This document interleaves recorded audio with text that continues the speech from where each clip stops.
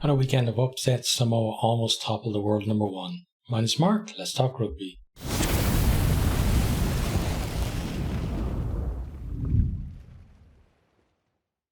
So in this one we have a late change for Ireland with Jacob Stockdale in for Keith Earls.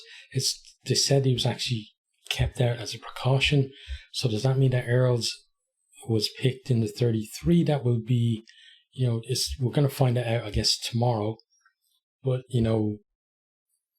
if I'd imagine, like, if Earls wasn't going to be in the 33, he would have wanted to play even with a slight knock to press his claim. But yeah, from there then, Ireland, they're on the attack early on. Stewart doesn't find his man in the line-out and they give away the penalty. Then he gives away a penalty for not rolling away. A bit of a third time for Stewart, I thought, in the game. Ireland missed tons of line-outs. Not all his fault, but still, trying to impress. I think he knows that he's kind of fourth in the pecking order at the minute, and maybe just being a little too eager, trying a bit too much to press his claim. But from here then, Ireland, they managed to turn Samoa over at the breakdown. Hansen, though, gets charged down, and then Ireland knock on as the ball goes loose. Very, poor execution from Ireland. Samoa putting on tons of pressure. A lot of credit to Samoa for the performance in this one. There are some Ireland players, I think, who, some of them were almost treating this as a training match and not really up to the proper intensity that they should be. Some of them may be looking after themselves, thinking they don't want to get injured in the final warm-up game. And then others like Stewart just trying maybe a little too hard to impress. And that kind of, mixture of some players trying to go at 100 miles an hour and the other players trying to take it easy really wasn't a good mix for Ireland. But then Samoa, they look to attack from a scrum, but then Sopoaga, he gets bundled into touch as they try to go wide. But some early signs from Samoa that they can make yardage against this Ireland team. Ireland then come forward with some intent, some good carries from the loose forwards. We didn't see enough of that tonight. Then Crowley with a peach of a cross kick to Hansen. He puts it back inside to Jimmy O'Brien, who goes over to score. Crowley then converts this to 7-0. It felt at the time like a good nerve settler for Ireland, but from there, they actually, for whatever reason, kind of went downhill. Samoa then with a chance to go up the line from a penalty. Kick is really good, but then the execution of the line-out, not so much. Both teams struggling in their line-out tonight. We then have a great double hit from Samoa to bundle, I think it was Jimmy O'Brien into touch. They win the line-out, but then Tamate Ine knocks it on. And then, little errors costing both sides at crucial times. Ireland then beginning to put some pressure on, but some good defence from Samoa forces them into touch 5 metres out from the line. Samoa, they are under pressure, close to their own line, and they're trying to clear it. But then Ireland give away a very cheap penalty. Basically, players were screaming at Wayne Barnes. He'd already warned them on 2 previous occasions, and he kind of got sick of it and decided to give a penalty. Fair play to him, because, players need to cop on. Like, when the referee tells you to stop something, you stop it. You don't wait until he gives a penalty against you. But I'm glad that he did, even though I'm an Irish fan. Samoa then, they mistouching the penalty. Ireland come back at them. But then Manu produces first a moment of great skill, followed almost immediately by one of very poor skill. So Ireland chipped the ball over. He plucks it out of the air on the run, turns, and then kicks it out on the full because he carried it back into his own 22. Ireland then, just after that, they lose Cian Healy to injury. Had to be helped off the field. It really didn't look good for him. I'm hoping against hope that he can actually make the Rugby World Cup, but it's not looking at all good. And suddenly, Ireland's loose head stocks are looking very bad. With Coyne already had an injury. I thought Lockman, when he came in, wasn't that great in the scrum. And yeah, you'd have to worry about that because talked about before that Porter hasn't been in, great form this year either. And now you're kind of really worried about their position there if Healy doesn't make the squad. Samoa, though, they're doing well with ball in hand. They're making ground after contact. And it's not just a case of, running and getting isolated. They have players coming in. They're getting in there, competing at the breakdown, making sure that they're getting decent, quick ball. They manage then to, get themselves in decent field position. But when they try and actually kick it, Ireland are just claiming all the kicks early on, and then Ireland are then applying pressure back on them. So neither team really doing themselves any favours in this period of game. We're seeing plenty of knock-ons from both sides. Rain is teaming down, and neither really, handling the conditions all that well. Manu, though, then makes a great break, but we have an equally good tackle from Crowley that forces yet another knock-on, and Ireland turn it over. Then Paiahu, he juggles with a long punt from Ireland, finally gathers it, and then kicks it out on the full. It was kind of similar to, I think Freddie Stewart did the same thing against Fiji today. Ireland, they get the line out to go to the maul. Then McCluskey and Henshaw make some decent ground. Samoa, though, they're holding him at the edge of the 22. We have a little kick in behind, but then that comes to nothing. Samoa, they're defending well, but Ireland are beginning to crank up a little bit of pressure at this point. Crowley then puts in a nice step, then a kick, and there are 4 Ireland chasers for this one.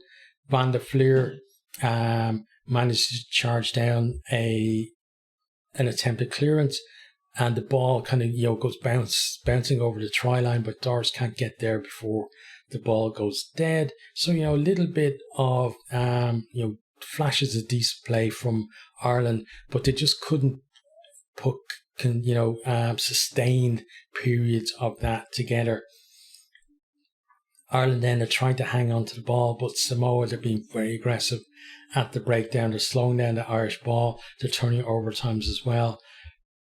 Ireland doing the same as well. Byrne gets in there. He steals the ball at a ruck deep into the 22.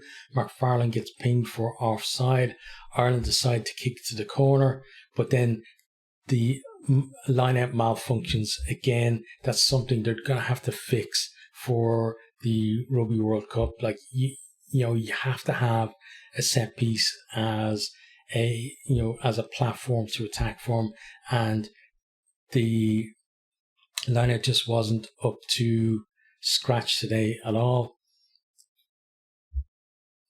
From here then, Ireland, they come again, and they're kind of on the edge of 22. McCluskey, he's looking to find Henshaw with a bit of space on the outside, but he actually hits Paiahu right in the face. The ball bounces forward. He gathers it and goes the length of the field to score. Ireland are complaining that's a knock-on, but it's clearly come off his head, so no knock-on there. Sopoanga converts this, and we're tied up at 7-all. The try was completely against the run of play, but I think Samoa's performance in the rest of the game warranted that. It kind of deserved them to get a bit of luck. Then Samoa then absolutely destroy Ireland in a scrum with the clock in the red. They get a penalty. Sopoanga converts it, and Samoa are leading 10-7 at half time. Into second half then, Samoa are applying pressure, putting in some really big hits. Ireland feel like they need to start playing for territory now and getting themselves back in position. I felt like as well that some of the forwards needed to be taken off, because you could see that they weren't putting in 100%. And, the problem with that is, if you're just trying to give like 90%, first of all, you're going to get dominated by your opposition, but also you're opening yourself up to potential injury. And, if somebody isn't up to it on the day, I think just hook them off and get somebody on that actually wants to play. But from here, Samoa, they're beginning to make ground again with ball in hand. Always very good with, handling the contact area. Often they have somebody coming in on the latch as well to help them to go a little bit further. They manage to work it to within the shadow of the post. They win a penalty. Ireland really struggling to contain them. Sopwanga makes it 13-7 from straight in front. Ireland then, they have a period where they're looking a little bit better. O'Brien, though, does shift a very heavy tackle from Michael Alatoa. But, ultimately Ireland make ground into the 22, but then Stockdale knocks on in contact. I know he came in for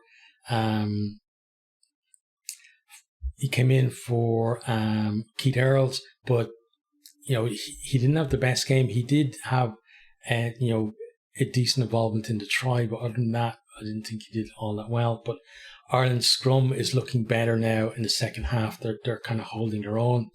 Herring comes on for Stewart as they're looking, to improve that woeful performance in the line out.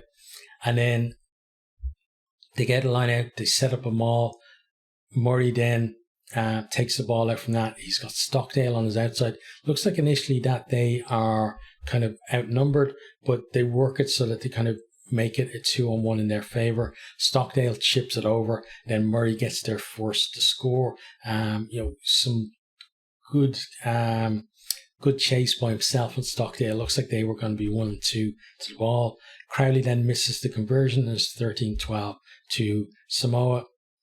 I thought Crowley actually from the tee tonight definitely didn't have his best game, and he's gonna have to improve on that, just getting those clutch kicks. Normally he's really good at that. Hopefully this is just a blip. Rossburn then comes on for O'Brien. Crowley dropped back to fullback. We then have a really poor Murray box kick that's claimed by Samoa. Thought Murray tonight, he had some good stuff and some bad stuff, and kind of reminded you, why he's dropped down the pecking order for Ireland and why Gibson Park is number one, because the pace, just getting to that breakdown quickly and then being able to get the ball away. Murray wasn't able to give us that, but then, the forwards are having issues as well. It wasn't all on his back either, but Samoa, they managed to claim that box kick. Then Tauafua makes a great burst, offloads, gets them into the 22. Ireland just about scramble the ball clear. Samoa then come forward again, but they lose it forward under pressure about 5 meters out.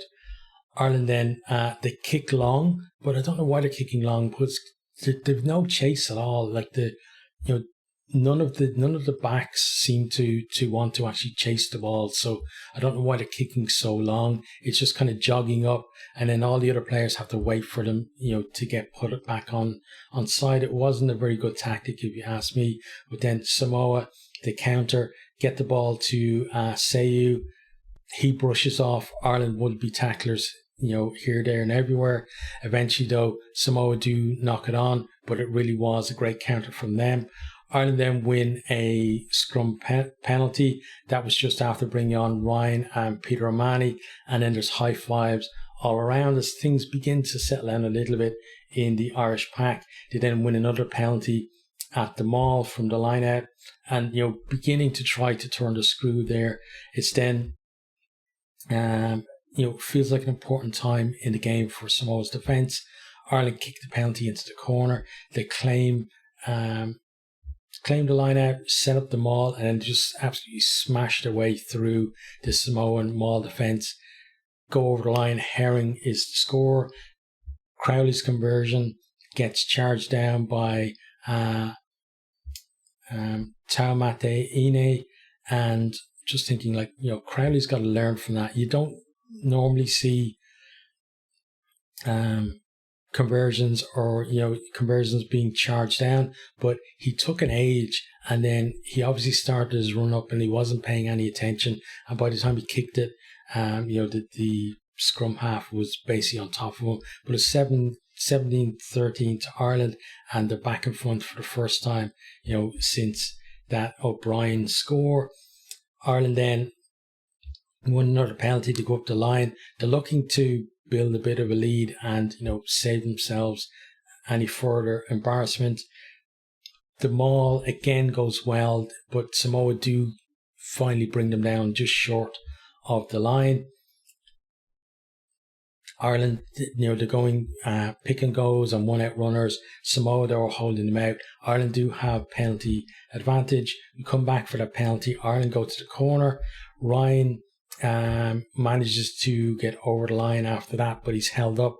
Really great defense from Samoa there. Samoa then, they win a penalty on the edge of the Ireland 22. They kick it into the corner. They're going in search for what would be a winning try and a huge upset of a win, but they kick the ball dead. Sopoaga kicks it dead. They come back, they win another penalty. There's silly infringements from Casey at the breakdown. Nobody in Ireland really providing those calm heads that they needed. Sopoaga kicks at the corner this time. Samoa, though, make a mess of the line out. Ryan gets up to compete. Hansen then boots it clear. It's dropping down. It's infield. Ah Wong, though, he kind of juggles it, knocks it on into touch. Ireland then run down the clock, get the ball off the field. Full time is 17-13, but there's no doubt that Samoa were the better of the two teams here, and Ireland really got out of jail on that one. So in terms of the two teams, to talk about Samoa first, absolutely amazing performance from them. Scrum of the first half was miles better than Ireland. Ireland kind of got a little bit of the edge back in the second half. Breakdown, they're more aggressive from Ireland. In their carries, they were making more meters than Ireland. They, look to pull the Irish defence around as well. Their own defence as well, was doing really well to keep Ireland out after that initial score by O'Brien. I thought that, the kicking performance generally from Sopoaga, other than kicking that penalty dead, was better than Crowley's. And yeah, I thought overall, like, Samoa were just a better team for longer periods in the game. For Ireland, it really felt like it was one game too many in the warm-ups from them. You could see that some of the players, as I said, were just thinking about not getting injured. We have that injury to Healy, and it's looking like it's a bad injury and he might actually miss the Rugby World Cup. Then, like, Ireland really are struggling at loose head, because I don't think we have a fit, in form loose head going into the competition. Maybe Porter can rediscover form, through the pool stages. I think he's going to have to, because it's looking pretty poor there. And then when you think of on the tight head side, that Furlong clearly isn't fit. He wasn't playing today, but clearly not fit and not in form either. Beelan went okay today, but not as good as we've seen him in the past. I thought Tom O'Teal, when he come on, he had an impact in the loose a little bit, and also in the scrum as well. And throughout the Six Nations, when we had no Furlong, we saw the impact that Tom O'Teal offered from the bench there as well. So he's one slight positive from, like, a really poor performance from Ireland. But hopefully they've got this out of their system. I really hope now against opening game is against Romania. I hope that we're not going to see like almost a first 15 in that game, because to me that would be kind of self-defeating. We need some of these squad players, the likes of Bird, if Prendergast makes it, him, the likes of maybe Henderson, if he's not going to be, starting lock, Beelum, etc. Maybe Herring too. We need all of these guys to, I think, be in that team and to show that they can work as a unit and deliver a decent win for us. My worry is that, Ireland are going to panic a little bit and go for just a big score with the first team in that first game. And maybe if they get, dragged into kind of a wrestling match like this game, that then it's actually going to backfire on them. They're players who maybe should have been, ready for the game against Tonga instead. And then like further games against the Springboks and Springboks and Scotland, will end up playing too many of the pool games. I don't want to see that, but we'll have to see what happens from here. As I said, really poor performance from Ireland. It's hopefully the worst game that they're going to play this year, but fair play to Samoa. They're going to really, put it up to teams in the World Cup as well. It's great to see them doing well. And as I said about Fiji earlier as well, I hope that World Rugby takes note and gives these island nations the support that they desperately need and absolutely deserve as well.